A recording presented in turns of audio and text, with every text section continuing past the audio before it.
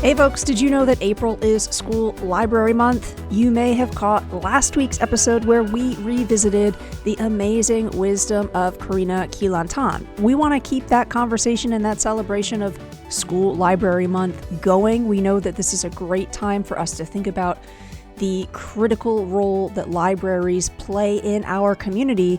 That's why we are bringing you a conversation that we had earlier last year with Jennifer LaGarde. Many of you may know her as Library Girl. Again, she's got so much to share about what libraries do, how they often lead the conversation around digital information and media literacy, and that's where we're going on this conversation. So enjoy and then head on over to the show notes to learn all about the ways that you can also celebrate School Library Month.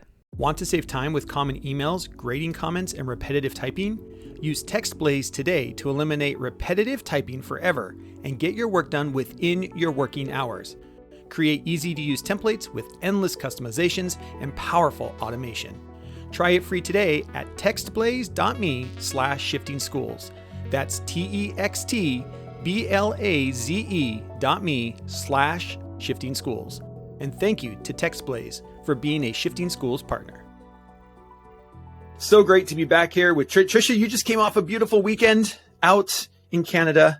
You guys were paddle boating? What were you doing? We were stand-up paddle boarding, but I think the crucial distinction is we were doing it with our puppy, which is really fun. Again, she had her safety vest on. So listeners, if you're listening, it's good to know that. So, she absolutely loves it. Like, she's a little pro. The board came out and she jumped right on it and seemed like she'd been doing it her whole puppy life. Awesome. We've got a great guest with us here today. Jennifer's here with us. She's authored a couple books, one called Facts versus Fiction, Teaching Critical Thinking in the Age of Fake News from 2018 ISTE publication, and a new one, Developing Digital Detectives from 2021, another ISTE production. Are you in Olympia right now, Jennifer? Am. Oh, my home state. Yay. Somebody from Washington. This is great. So great to have you here, Jennifer.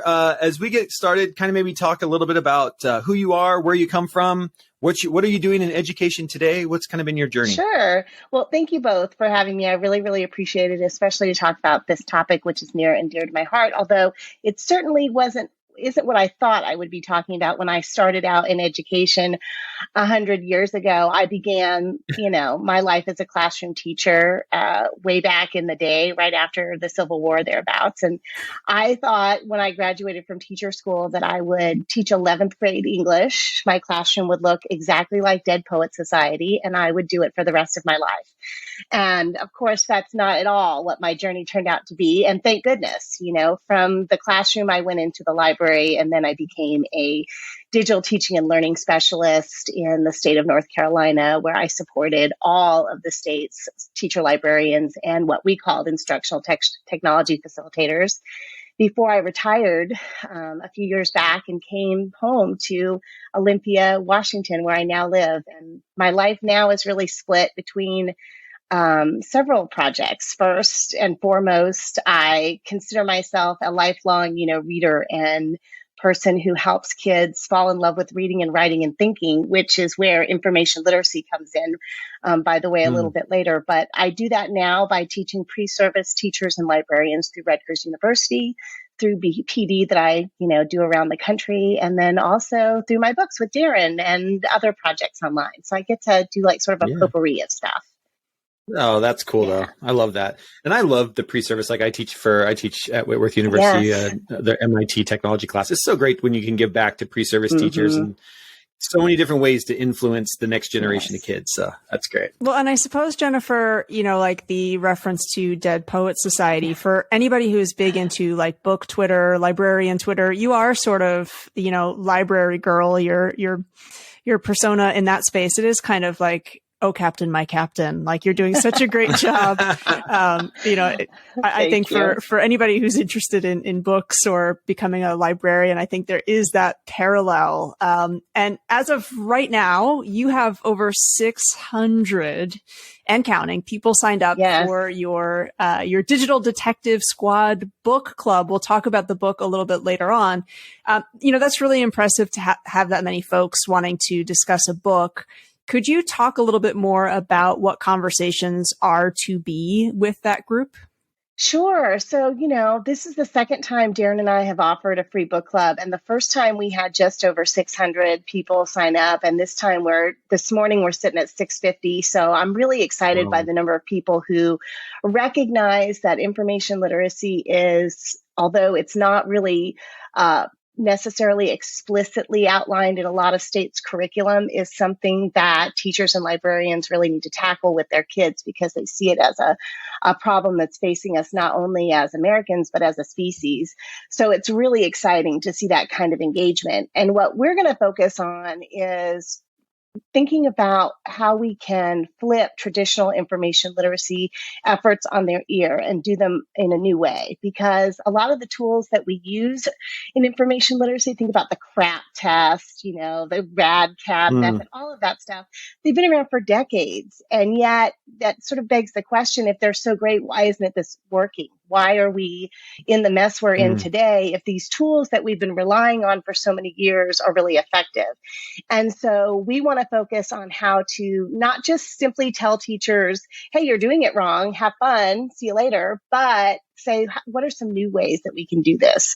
That really focus not only on the tools that kids actually use today to get and create information, but also on the human behavior that drives those processes.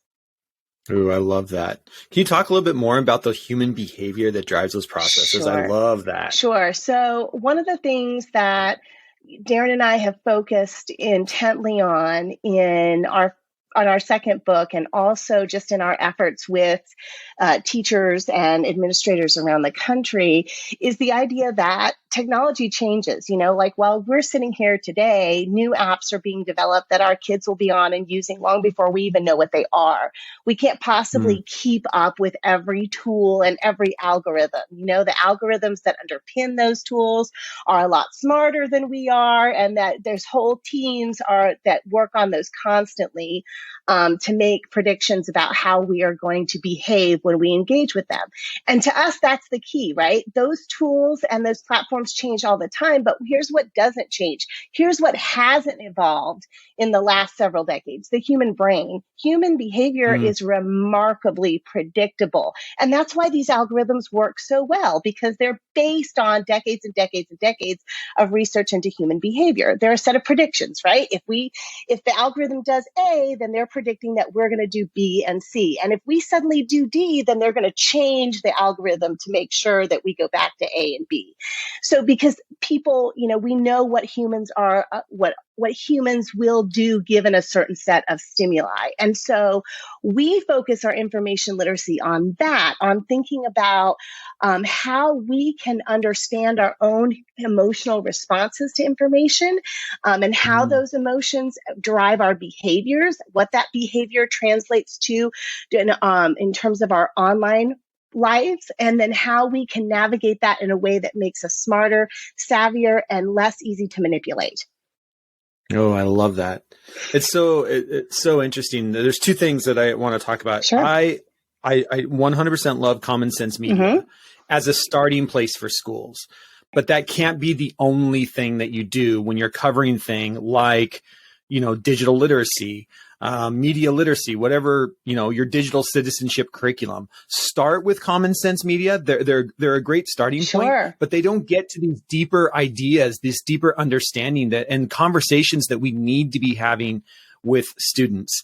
And I think the other part, as you were talking, I always laugh at this because whenever I'm doing trainings around using Google, we hate Google. We love Google, that you can search for anything. It's exactly what you're talking about. Yeah. I can search for something and Google gives me exactly what I'm looking for. And I'm like, this is amazing. That's right. And then we hate Google because it knows so much about us that it gives us exactly what we're looking for. So it's just this, we're in this really interesting place of, but I want it that way. The reason why everybody uses Google is because they're really good at knowing exactly what you want. Yes. From your search history, from everything else, from where you're going. And so they do that. And then we complain that, oh, they track me everywhere. Well, they track you everywhere, but you're getting exactly what you want. Right. And so you have to understand how and why that all works. I might push back on that just a little bit and say, yes, Google gives us exactly what we want. And also, they give us exactly what we will engage with. Google doesn't care what we want. They care how we engage. So, it's the same thing I might say, oh, I want to be X, Y, and Z. But then when push comes to shove, I pick a different option because it feels better or because my emotions drive me to it. Google's going to give me that different option that I've engaged with. You know what I'm saying? So along with that engagement, a lot of times that engagement is tied with an emotion. Like I might say, gosh, I want an internet where people are kinder and more understanding of one another. But if I engage with the content that makes me angry, that makes me fearful, that makes me upset, Google's going to give me more of that rather than what I want. And what comes along with that is not only the content that I engage with, but all of those emotions. So if that initial content made me angry, if it made me fearful, if it made me untrustworthy of certain groups of people, those emotions are going to be repeated over and over and over again with those search results that are going to continue to give me what I engaged with.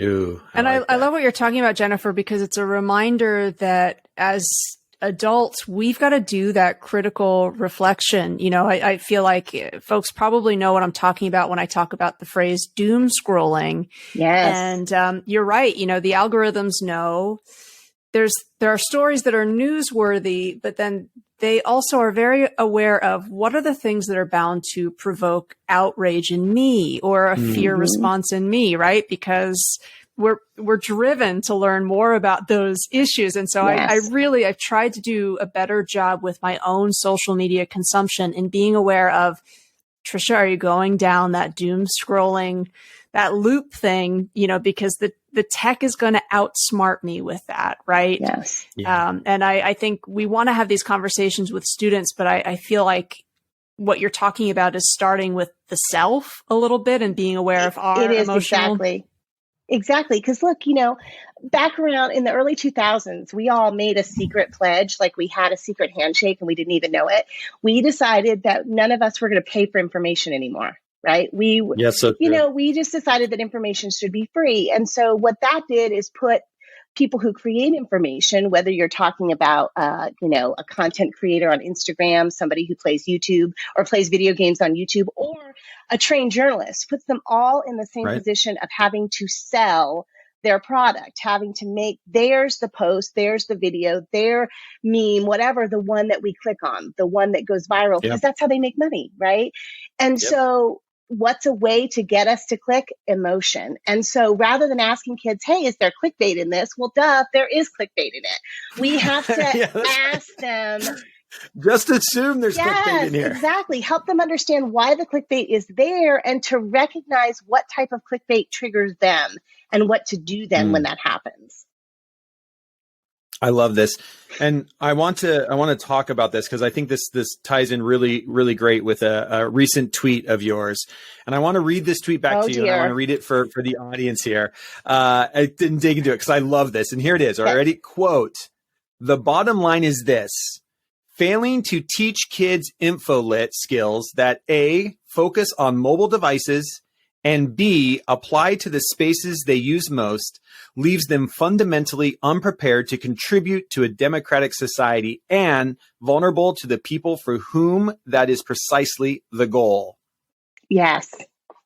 Mic drop. No, I mean, let's talk about A first. What are you seeing around schools, the conversations you're having with this focus on mobile devices? Because this is still something, even, I'm a consultant as well.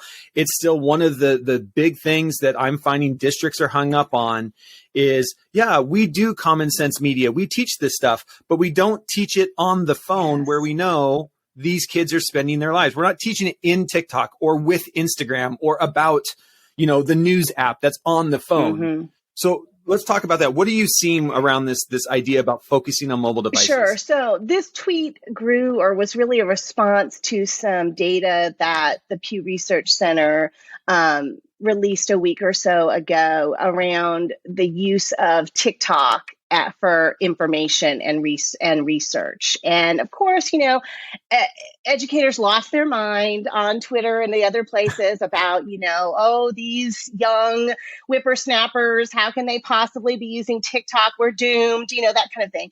It was really the exact same conversation we've had over and over again, only we could insert Wikipedia, or we could insert Google, or we could insert any YouTube. other, right? So same conversation, just different tool. And so what I see when I'm working with schools is exactly what you've said, is that they put kids on desktops or laptops, give them some common sense media or some other modules, tell them to read laterally, and then call it macaroni. And, that doesn't apply to the devices and the platforms kids really use. I'm a fan of the concept of lateral reading when you're on a web browser, on a laptop or a desktop. But if I'm researching something on TikTok, how do I read laterally? That doesn't translate to a kid. And when there's not bridges between the skills that we teach at school and their real life work, they're far less likely to apply them. So what I focus on, and I know Darren does too, is trying to give schools options for doing this that isn't just all out, kids have their phones out all the time, because we recognize that there's real sort of classroom management reasons why kids can't have their phones out all the time. So we try to baby step them through that, for everything from building analog examples that look like a phone to, putting one mobile device under a document camera and having a kid come up and demonstrate how you might find information, to centers and stations with mobile devices, and so on and so forth. Whatever fits the culture and the comfort level of the teacher, to help them build those bridges between what we do in school and what research looks like in real life, where frankly, the stakes are so much higher. Yeah. Yeah. And this is, one of the things I still love to train educators on is advanced Google search skills. Yeah. And I was in a school last week and I said, your librarian can buy every database known to man, and you should. And whatever you can afford, great, do it. Show kids how to use databases. But at the end of the day, when that kid is at home and they have to decide to either go to a database, remember my username, look up the school's password to get into that database, or go to Google, that we all just know where a kid's going to go. That's exactly right. And so we have to teach kids that. Yes. And it's kind of like, it all goes back to like basic teacher 101, Jeff. Like, think about backwards planning. What's your ultimate goal here? If your learning objectives are about content, where you want kids to have the absolute most accurate content or information about a certain subject area, then yes, a database is the right tool for that. But if your learning objectives are about information literacy and navigating our information landscape, then databases are the wrong tool for that. So you have to think about what your ultimate goal is and pick the right tools. And for me, if your ultimate goal is about helping kids be smarter and savvier online, mobile devices have to be one of the tools on the table. Hi, folks. We'll get back to today's conversation in just a minute. We're super excited to introduce you to and add TextBlaze to our growing list of Shifting School sponsors. If you hate sending emails and working late while grading student assignments, and you're like most teachers, always looking for a way to save time and get your work done before you go home, well then, TextBlaze might just be your answer. With TextBlaze, you can save time on repetitive typing and get your work done within your working hours. Using TextBlaze, you set up keyboard shortcuts to insert frequent email replies, common grading feedback, and any repetitive text you find yourself typing. TextBlaze is a Chrome extension that once you install it, allows you to create customized shortcuts to use anywhere within your Chrome browser. So create custom shortcuts to use in any web-based LMS system like Google Classroom or Canvas, or any web-based email system like Gmail. TextBlaze has saved users over 28 hours a month. Think about that for a second. You spend a few minutes setting up your templated responses to students, parents, or colleagues, and then with a couple keystrokes, have TextBlaze write it for you. One of my favorite features is you can create a template and also have text plays, put the cursor where you want it within the template. So imagine you're sending home the same email over and over again to parents. You can create a text blaze template that writes the email for you and automatically puts the cursor where the student's name needs to appear within the email, saving you time and clicks. Don't take my word for it though. You can try it out for free by going to textblaze.me/shiftingschools and set up your account and see how TextBlaze can save you time on repetitive tasks. So what are you waiting for? Visit textblaze.me/shiftingschools to get started saving time today. That's textblaze.me/shiftingschools. And we thank TextBlaze for being a Shifting Schools sponsors. And now back to our conversation. Mic drop. We can just stop recording right there. Let's have multiple okay, let's talk about B. Jeff, this is fun. Let's keep Yeah, I know. This is great. Let's talk about B part of this tweet. Apply to the spaces that use most, leave them fundamentally unprepared to contribute to a democratic society and vulnerable to the people from whom this is precisely the goal. Talk a little bit about that part. So, like it or not, for better or worse, these tools, these platforms are the ways that we engage with our government. They are the ways that we engage with our democracy. They are the ways that we make decisions about how we're going to vote, exercise our fundamental rights living in a democratic society. And there are people who recognize that that is the case and so then seek to flood the landscape with information that's going to cause us to exercise those rights in ways that fit their agenda. And so when we fail to arm kids with these, what are the tools of citizenry? I mean, we tend to think of these devices as the way that I share and order my lunch. But the reality is this is the tool of citizenry. These are how we engage in a democratic society. And when we fail to teach kids how to be smarter and savvier and healthier in those spaces, we are failing to arm them with the tools of citizenry. I mean, I think that sounds sometimes a little hyperbolic, but I truly believe it with all my heart. Yeah. And back to your point, Tricia, and then I want to hand it over to you for the next question. But this isn't just a thing for students, which is why I love that you're doing these book clubs. And to what your point, Tricia, that we have to also critically understand this as adults, because better for worse, most, and we'll just call it fake news at the moment, most fake news is not aimed at a 13-year-old. That's right. Most fake news is aimed towards us, 40, 50, 60-year-olds. And if we don't know this, if we're not understanding how to look at our emotions and engage with these conversations, then we're those vulnerable people.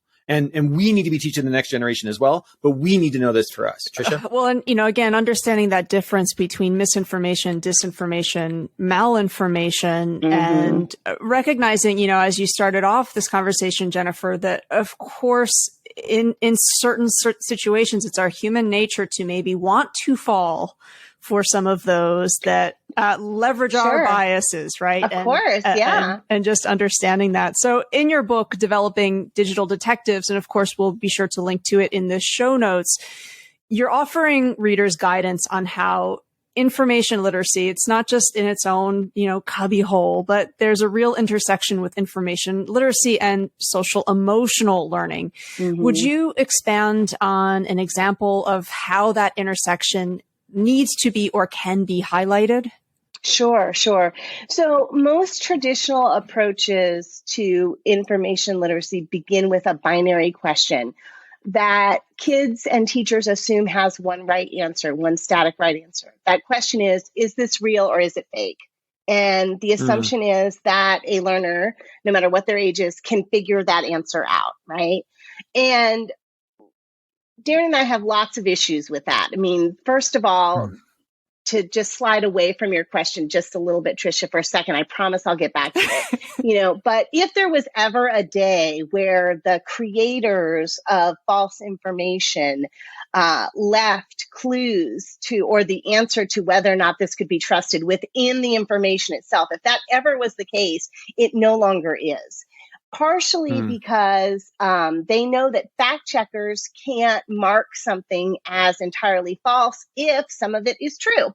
But also because, and I like to go back to David Rothkopf's definition of oh gosh, hang on, I've lost the word I'm looking for. Does this ever happen to you all? Infodemic. That's All the Every time. day. sorry. I'm blaming it on a COVID brain. I've got COVID right now. And so I have brain fog. And so I'll blame it on that. But David Rothkopf coined this term called an infodemic to describe the information landscape that we were living in, and wait for it, in 2003. This is when he coined the term, right? So 20 years later, here we still are. But he talked about how an infodemic consists of an information landscape in which some facts are sprinkled in with information that evokes fear and outrage and uses the tools of propaganda to manipulate a populace, right? And when I share that definition with people, it's like, ding, ding, ding. That sounds a lot like 2022, doesn't it? Like, it's hard to believe that was from 2003. But this idea, this method of sprinkling in some facts with the propaganda, with information that triggers strong emotions, this is the recipe for success that people who create and share false information for a living or to further agenda have found works the best. So asking kids to think, to be able to come up with this sort of static right answer. And by the way, information online changes all the time. A post that on this day says this, tomorrow could say something else. So the idea that there's a static right answer for us just is no longer the case. But also, Darren and I think that there's pre-work. There's work that has to be done before that, before we can ask kids to decide whether or not content is trustworthy enough to engage with. And that's the question we ask, is rather, is this real or is this fake? But can you trust this enough to engage with it? Should you like it? Should you share it? Should you comment on it, etc.? We teach kids about what engagement is, and then the question always comes down to them personally. Can I trust this enough to do those things? Because, like we talked about earlier, once you do those things, even if you're commenting on to say this is false and no one should believe it, what you're telling the algorithm is I want more. So we want to get kids to pause before they get to that engagement piece. And so our question that we always start with then to get them there is, how does this make you feel? Because once emotion has taken control of your brain is reacting to emotion rather than to the logic of the content, then all the skills we may learn about how to identify red flags in the content itself go out the window. We're being driven by that fear, that outrage, that, whatever, that strong emotion, and that guides our behavior instead. So with that in mind, we believe that there can be no effective information literacy without social emotional learning, that these two disciplines overlap in a really significant and profound way because, of course, SEL helps us recognize and navigate our own emotional responses to the world so that we can be more productive, not only in our school lives, but in our lives outside of school. And those skills apply to information if we approach information literacy from that first question of, how does this make me feel, as opposed to the traditional binary of, is this real or is this fake? I really appreciate that because, Jennifer, I think what you're reminding us of too is not just to be passive consumers, but we have a series of choices that we can make. And I think that's a really powerful reminder. I don't know if you're familiar with the work of Melissa Ryan, authors a great newsletter, Control, Alt, Right, Delete. Yes. And she wrote this post on Medium a while back and talks about just how important it is to not really veer into hopelessness when we're having conversations about malinformation, because of course I think it's a slippery slope into, well, I just can't trust anything. Right. And that's a really dangerous place for us to be in. So I appreciate that you're saying there are things we can do. There's, a series of questions that we can think about. And, just that question of, what am I engaging with? How am I engaging with it? Why am I engaging with it? I think, again, it's just, we radically have to be thinking about the role that we can play and the power we do still have in this ecosystem. Yes. And, and that brings up, to me, reminds me of a good point that so many of our students, regardless of their age, would never identify as news consumers. And probably most of them don't think about themselves as content consumers either. But so many of 100%. our students are content creators. They Yeah. aspire to be influencers, even if they don't already consider themselves influencers. I met a fifth grader a few months ago, y'all, who had 34,000 followers on TikTok. Not even old enough to really have a TikTok account legally, but there we are, right? Yeah, we're not even going to talk about that. You're not old enough to have a TikTok, but this is the reality we live in. That's right. But I think that's an opportunity for us because Hmm. we think about information literacy a lot from the consumption, side of it. But our students, our learners, they make choices as content creators too to try to increase the engagement on their content. When they post something, they want people to engage with it. They want people to like and comment and all that stuff. They're really motivated by that, as all of us are to some degree or another. And so Sure. we can leverage that to talk about their own choices as content creators that they therefore maybe can apply to the content they consume. If they're making choices to make people engage, so are other people. Yeah. I was supporting a school district last week with an admin. It was an admin day. Mm-hmm. And we were talking about this connection between these digital skills, these network literacy skills, and SEL. Mm-hmm. And it was great. By the end of the session, I actually had a middle school principal who had come to the realization we cannot do SEL without including That's it on a very fundamental level how these devices and how the information landscape of our students is leading to the social emotional challenges we're seeing in schools. Exactly. And I think this is a great time to be having this conversation. And I hope people are listening and sharing this podcast because we have schools all over. Like if you want to say what the year of 2022, 2023 is in schools, it's social emotional education. That's what everybody's talking about. Mm-hmm. But you can only be talking about social emotional education if you're also talking about all of this. Yes. This is the stuff. These are the emotions that are driving kids. These are the emotions. This is where cyberbullying starts outside of the school day and then is brought into the school day. Like this is where it begins.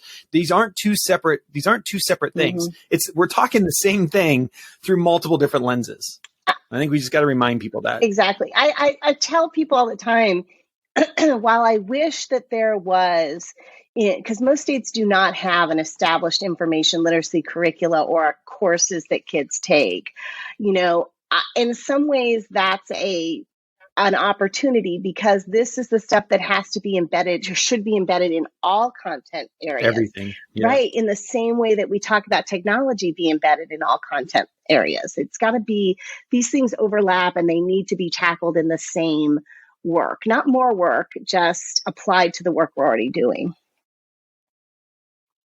Agreed.